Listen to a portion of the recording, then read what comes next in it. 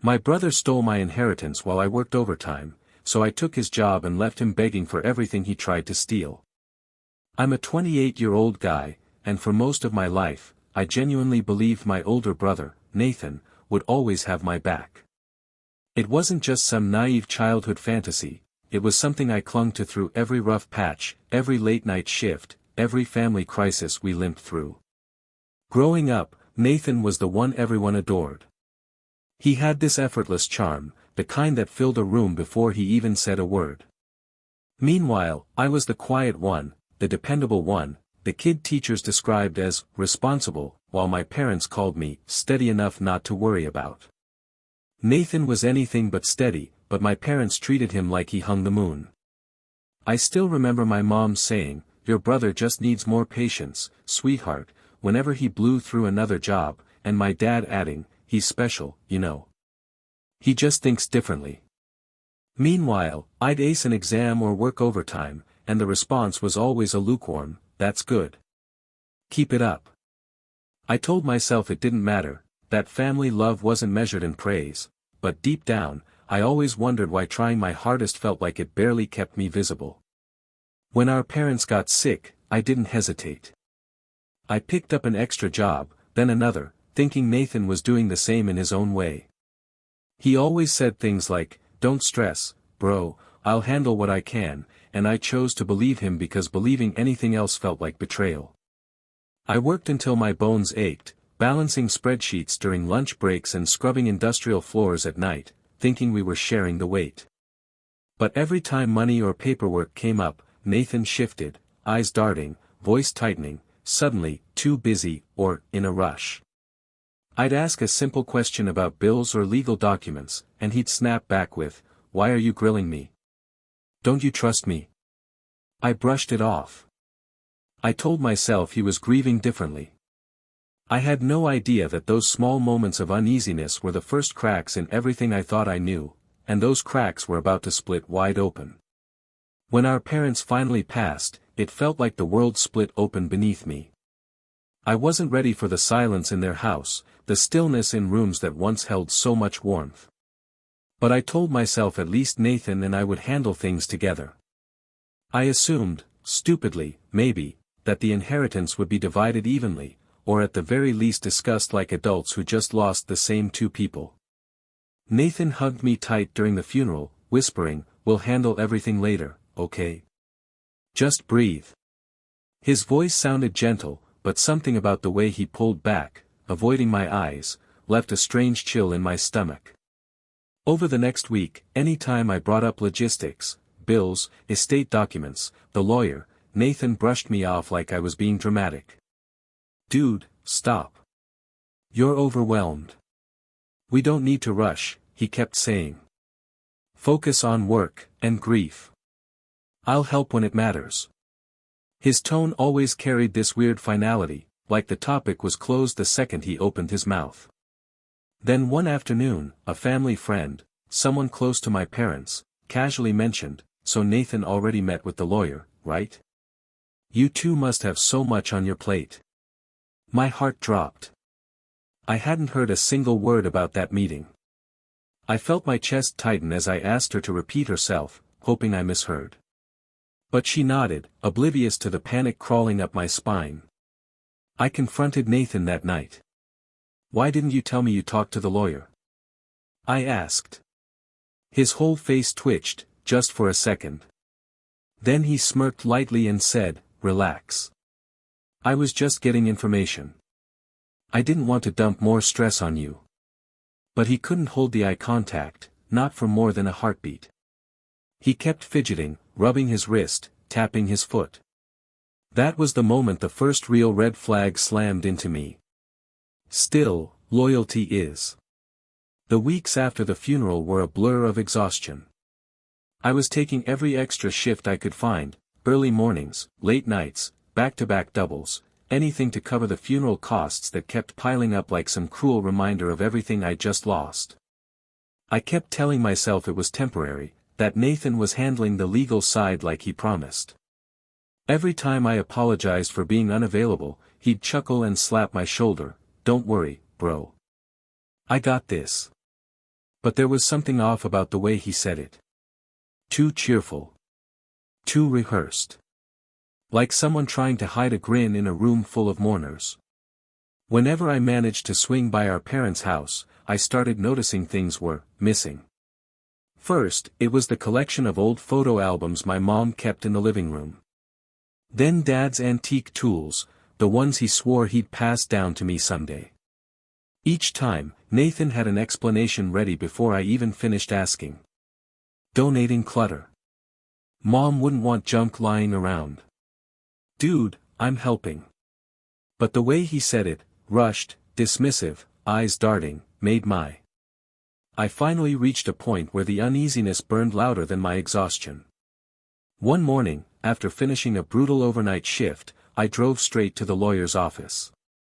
I told myself I was overthinking, that Nathan had probably handled things clumsily but not maliciously.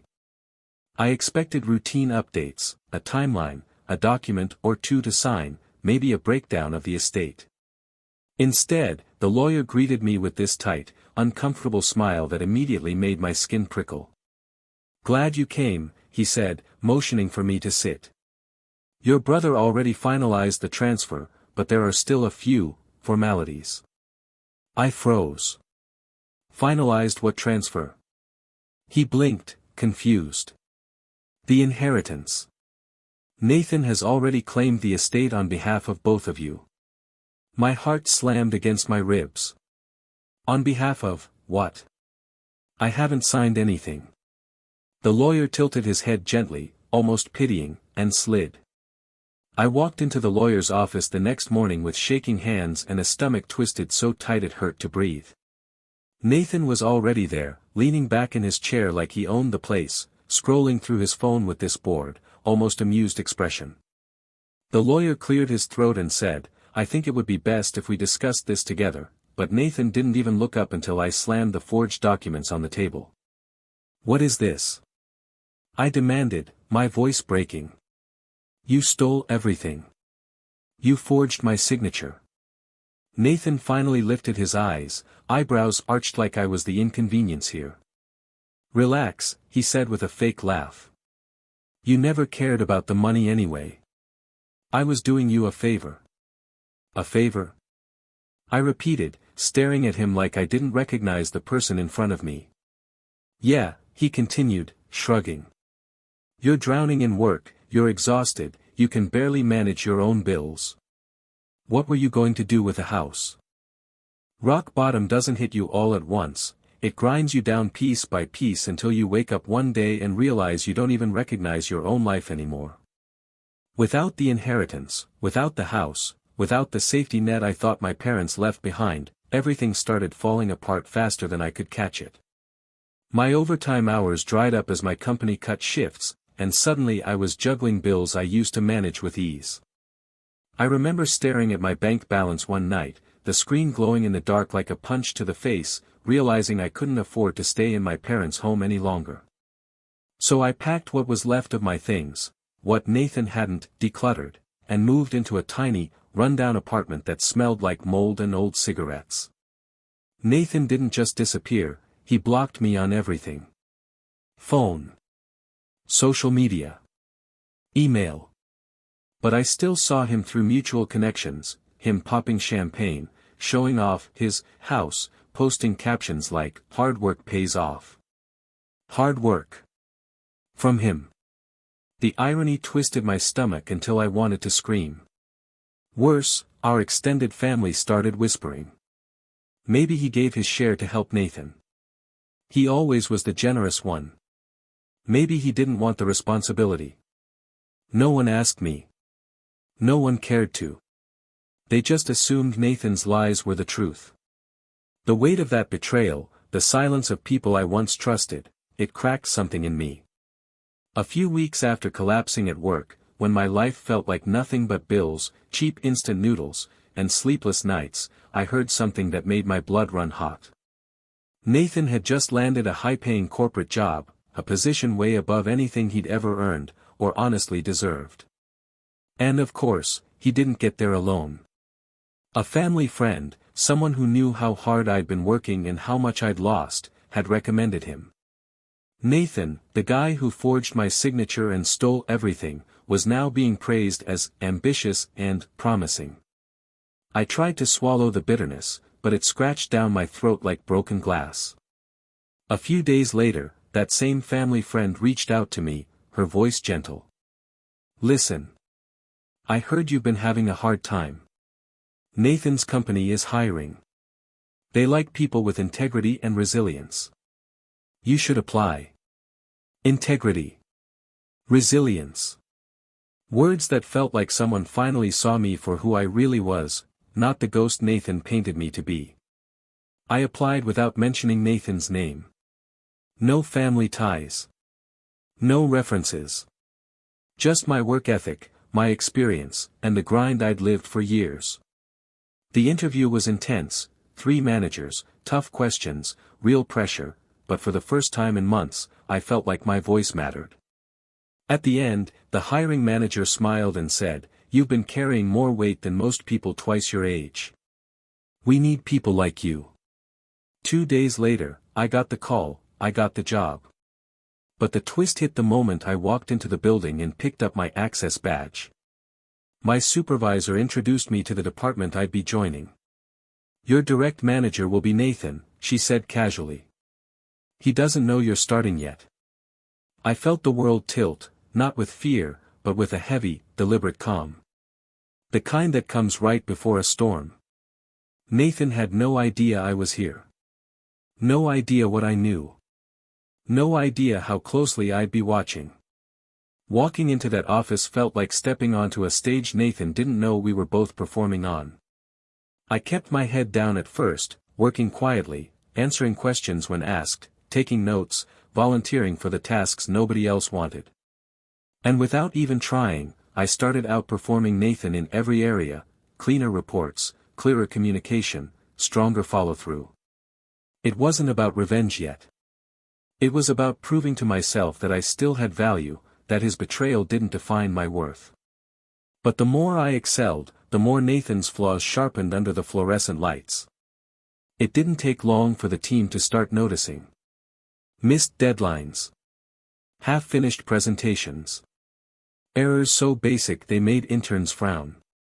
Nathan would stroll in late with cold coffee and excuses, blaming traffic or unforeseen complications, while I quietly fixed whatever mess he left behind. I never bragged. Never hinted at our history. I just did the work, and people remembered. Whenever an issue arose, my coworkers started coming to me instead of him.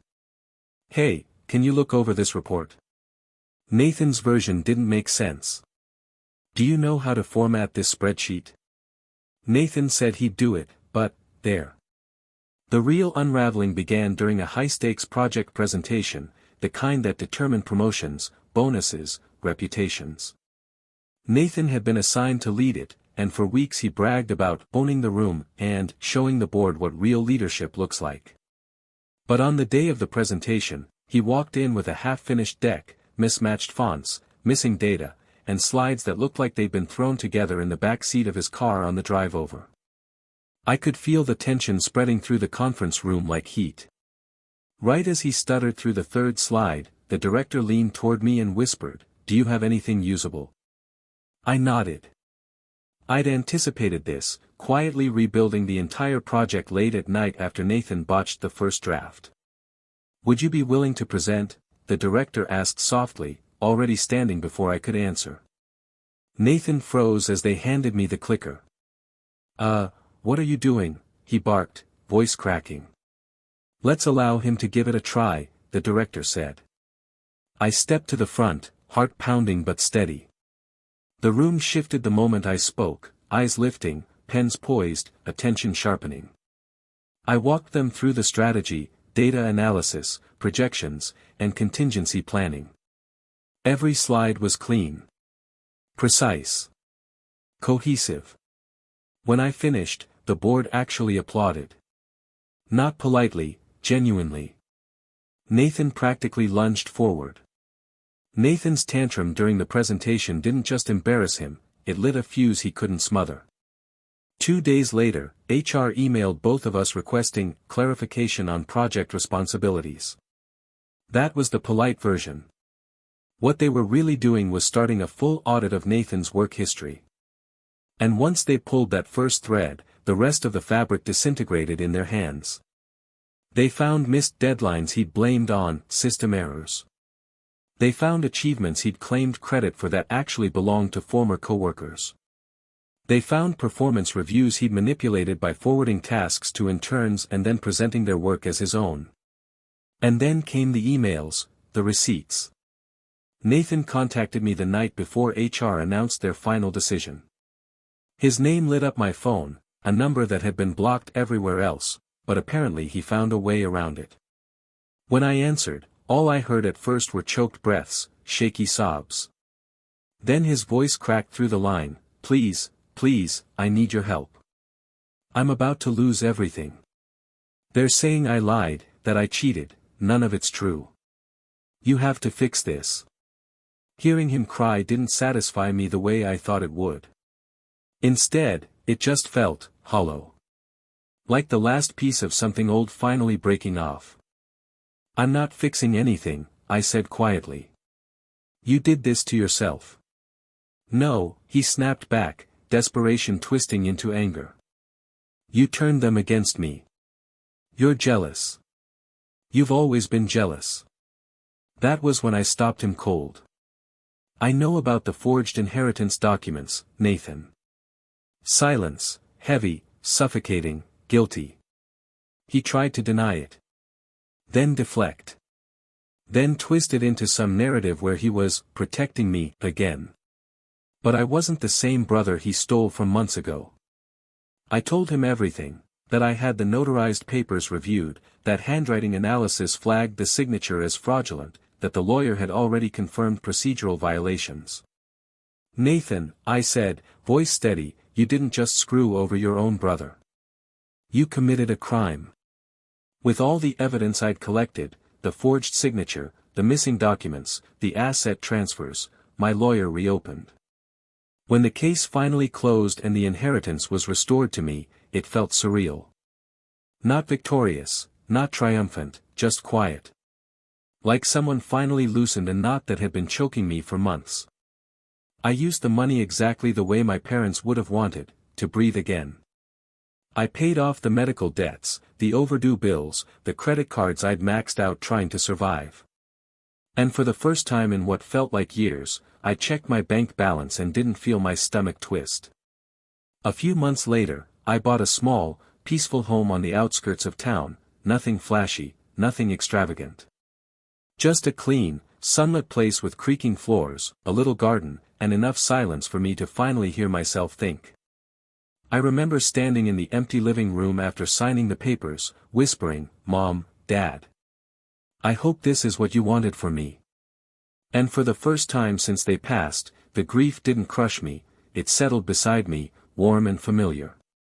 Nathan, meanwhile, unraveled publicly. Fired. Blacklisted. Investigated. Every bridge he thought he owned burned from the inside out. And when the dust finally settled, he came crawling back, calling, messaging, even showing up outside my new place once. "Please," he pleaded through the door, voice thin and broken. "We're brothers. We can fix this. Just talk to me." But I didn't open the door. I didn't shout. I didn't curse him. I just said, "You created this. Not me," and walked away. Instead of revenge consuming me, I chose therapy. Healing. Sleep. Home-cooked meals. Long walks. Rebuilding the parts of myself I'd neglected, trying to hold a family together by sheer force of will. And in that peace, I realized something powerful. My silence had been my sharpest blade. I didn't have to expose him publicly. I didn't have to scream or destroy him.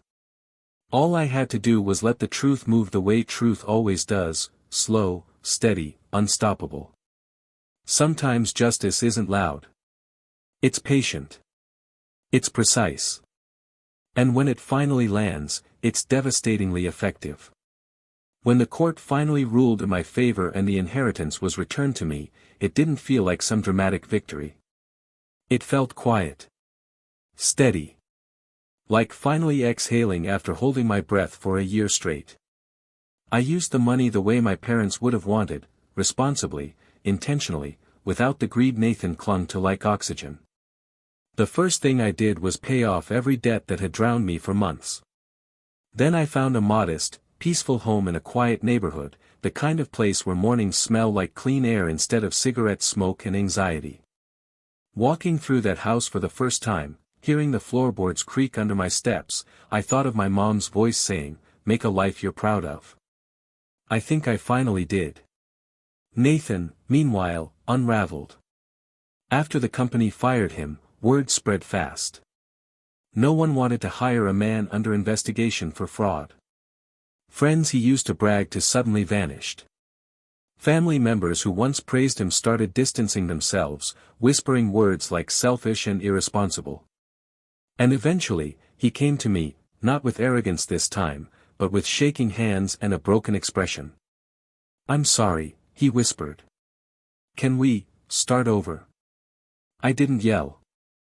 I didn't spit back the years of resentment I once rehearsed in my head. I just said, "I hope you learn from this.